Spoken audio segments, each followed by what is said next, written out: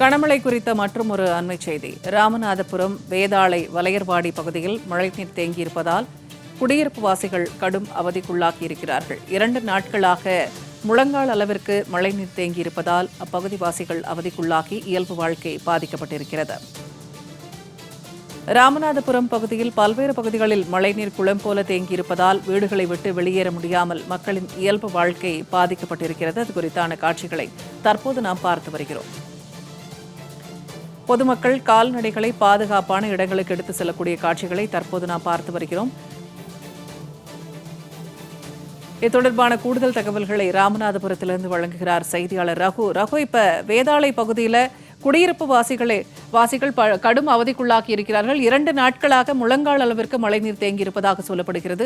தற்போதைய நிலவரம் என்ன?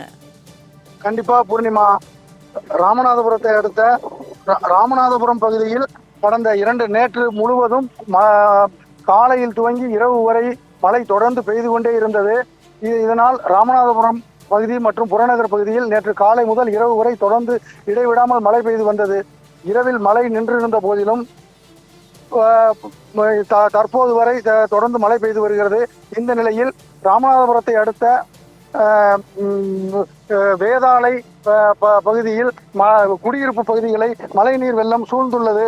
இந்த நிலையில் வேதாளை பகுதியைச் சேர்ந்த பொதுமக்கள் அந்த பகுதியில் மழைநீர் சூழ்ந்திருப்பதால் வீட்டை விட்டு வெளியே செல்ல முடியாமலும் அன்றாட பொருட்களை வாங்கக்கூட முடியாமலும் ஒரு சூழலில் இருந்து வருகின்றனர்.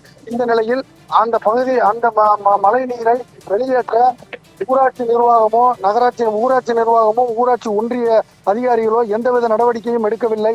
இதனால் அந்த தேங்கி நிற்கும் மழைநீர் காரணமாக பள்ளி மாணவர்களும் அன்றாட பணிகளுக்கு செல்லக்கூடியவர்களும் கடுமையான அவதி அடைந்து வருகின்றனர்.